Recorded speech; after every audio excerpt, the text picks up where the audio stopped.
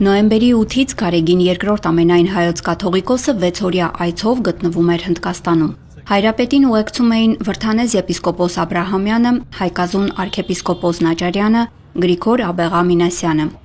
Սուրբ Նազարեթ եկեղեցու հոգևոր հովիվ եւ մարդասիրական ջեմարանի տեսուչ Տեր Տաճադ վարդապետ Ծատուրյանը հայրապետական պատվիրակությանը ներկայացրեց այն ձեռքբերումները, որոնք արձանագրվել են վերջին տարիների ընթացքում։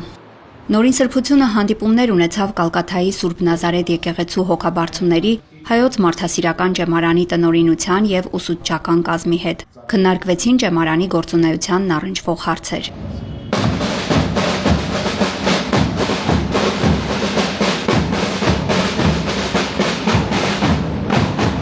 Կալկաթայի հայոց մարդասիրական ջեմարանի մուտքի մոտ երեխաները վեհափառ հայրապետին դիմավորեցին թմբուկների հանդիսավոր համազարկերով, աղոհացով։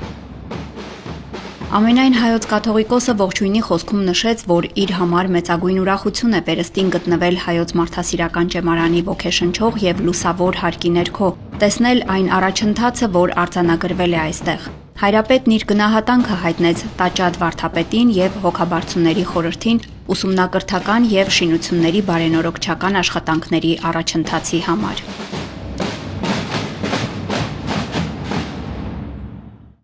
Ինչպես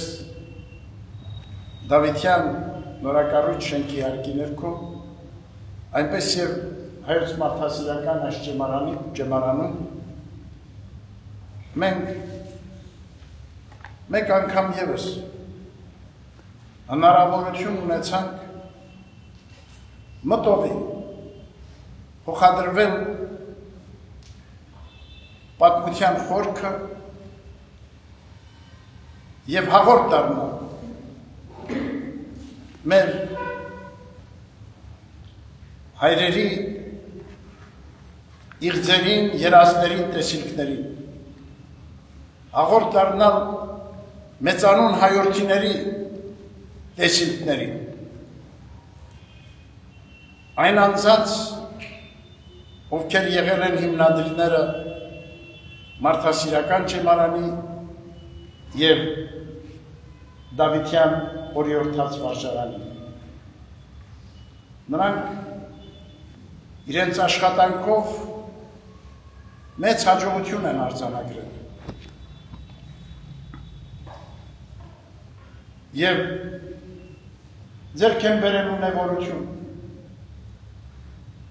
հարստություն, սակայն այդ հարստությունը նրանք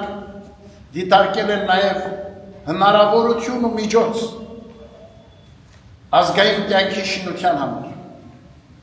մեր ազգի զավակների կրթության ու դաստիարակության համար, մեր ժողովրդի ապագան կերտելու այդ նվիրական տեսիլքը նաև ավանդ դարձնելու հասնող սերնդի։ 18-րդ դարավերջին եւ 19-րդ դարասկզբին հայկական դպրոցներ են գործել հնդկահայ գրեթե բոլոր համայնքներում։ 1821 թվականին հիմնադրվել է Կալկաթայի հայոց մարդասիրական ջեմարանը, որը գործում է մինչ օրս եւ հանձնված է Մայրաթոր Սուրբ Էջմիածնի հոգացությանը։ Սկզբնական շրջանում մարդասիրական ջեմարանն ունեցել է օրիորդաց բաժին իր առանձին ուսուցիչներով եւ դասասենյակներով։ Տարբեր տարիների ջեմարանին են միացել մասնավոր Գալության օրիորդաց վարժարանը եւ Սուրբ Սանդուղթ օրիորդաց դպրոցը, որոնք որոշ ժամանակ անց փակվել են։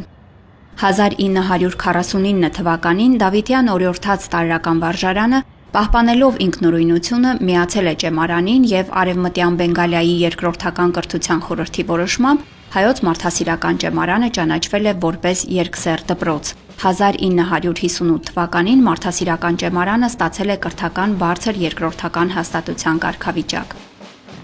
Կալկաթայի հայոց մարդասիրական ջեմարանը հայկական Սփյուռքի ամենաազդեցիկ կրթական հաստատություններից է եւ լուրջ դերակատարություն ունի Հնդկաստանի հայ համայնքի պահպանման գործում։ Այսօր էլ այս հնամյա կրթօջախում սովորում են Հայաստանից եւ Սփյուռքի տարբեր գաղթօջախներից ժամանած տասնյակ երեխաներ։ Նրանք ճշգրիտ եւ բնագիտական առարկաներից բացի սովորում են հայերեն, անգլերեն, հնդկերեն, ռուսերեն, համաշխարհային գրականություն եւ պատմություն։ Ուսուցիչների եւ տեսչական կազմի ցանկությունն է, որ ընտանիքներից եւ հայրենիքից հեռու ապրող այս պատանիները հայեցի դաստիարակություն ստանան, սիրեն հայրենիքը, մայրենի լեզուն, ճանաչեն հայոց մեծերին եւ հարազատ երկրի հնամյա պատմությունը։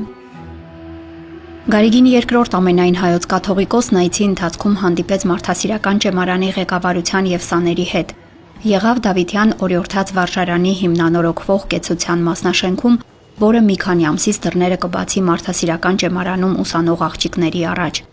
Նրանց համար ստեղծվում են լավագույն պայմանները թե կեցության, թե կրթության համար։ 2010 թվականին փակվել է այս կենտրոնը եւ շուրջ 16 տարվա համար աշխատանք է պահանջվել, որպիսի շենքը վերակառուցվելու արտոնություն ձեռք բերվի։ Հայոց հայրապետը հատուկ միջնորդությամբ դիմել է Հնդկաստանի կառավարությանը։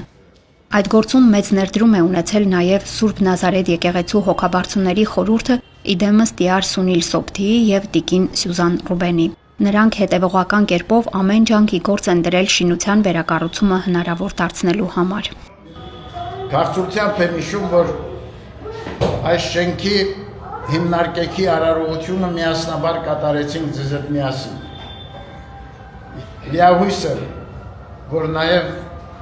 շենքի ամբողջական բացման արարողությունը նույնպես միասին պիտի իրականացնենք։ Այս առիթով կուզեմ նաև իմ գնահատանքի խոսքը բերեմ մարդասիրական ճեմարանի տեսչին եւ Սուրբ Նազարեթ եկեղեցու հոգևոր հովվին, մեր սիրելի տաճատ Հայր Սուրբին, որ ամբողջական նվիրումով լցված է ձեզ կրթելու, դաստիարակելու, ձեզ օգտակար ծառայություն մատուցելու նվիրական գործին։ Ավելի մեծ երջանկություն հոգևորականի համար չկա, քան նվիրվել ազգի զավակների կրթության ու դաստիարակության գործին, նրանց արժանավոր զավակներ դարձնելու մեր ժողովրդի համար, մեր ազգի համար։ Վեհափար հայրապետը պատգամեց, որ սաներն ամեն ջանքի գործ դնեն, որ հաջողություններ արձանագրեն իրենց կյանքում եւ օգտակար ծառայություն բերեն մեր ժողովրդին։ Ժամանակին հայության թիվը Հնդկաստանում անցել է 40,000-ը։ Այս գաղթօջախում աննախընթաց զարգացում են ապրել հայոց լեզուն, գիրն ու գրականությունը, մշակույթը։ Երբեմնի ծաղկուն գաղութի մասին են վկայում Հնդկաստանի տարածքում կառուցված եկեղեցիները, աղոթատների շուրջ պահպանված տապանակարերն ու հուշագրությունները։ Այսօր քիչ թե շատ հայաշունչ է Կալկաթա քաղաքը հայկական 3 եկեղեցիներով, 204-ամյա մարդասիրական ճեմարանով եւ փոքրաթիվ հայությամբ։ Հայ-հնդկական առնչությունների մասին տեղեկությունները թվագրվում են 4-ից 5-րդ դարեր։ Առաջին հայ համայնքները կազմավորվել են 15-ից 16-րդ դարերից սկսյալ։ Համայնքները եղել են ազգային եկեղեցական եւ ենթարկվել են ամենայն հայոց կաթողիկոսությանը։ Առաջին հայկական եկեղեցին Հնդկաստանում կառուցվել է Մադրասում 1547 թվականին։ 18-րդ դարասկզբին Մադրասի, Կալկաթայի, Բոմբեի հայ առևտրական տները լայն կապեր են հաստատել եվրոպական եւ ասիական քաղաքների, ինչպես եւ Ռուսաստանի հետ։ Նրանք ունեցել են սեփական նավեր, նույնիսկ նավահանգիստ Կալկաթայում։ Հայ ժողովրդի ազատագրական գաղափարախոսության ձևավորման գործում զգալի դեր է կատարել 1770-ականների սկզբին Մադրասում հիմնված խմբակը, որի ակնառու դեմքերն են եղել Հովսեփ Էմինը, Մովսես Բաղրամյանը, Շահամիրյանները, Հարություն Քահանա Շմավոնյանը։ Հայ մամուլի առաջնեկը ազդարարը Տեր Հարությունի ջանքերով է լույս տեսել Մադրասում։ Ներկայում Հնդկաստանում գործում է 7 հայկական եկեղեցի։ Գարեգին II ամենայն հայոց կաթողիկոսը մեծապես կարևորում է մարդասիրական ճեմարանի դերը Հնդկաստանում գոյություն ունեցող հայկական ժառանգության պահպանման եւ շենացման գործում։ Հայրապետի տեսլականներից է Հնդկաստանի հայ համայնքային կյանքի վերազարթոնքը։ Նորին սրբությունը մաղթեց երիտասարդներին, որ նախնիների օրինակով օգտակար ծառայություն մատուցեն հայ ժողովրդին, տեր կանգնեն նախնյաց ժառանգությանը եւ երազանքներին։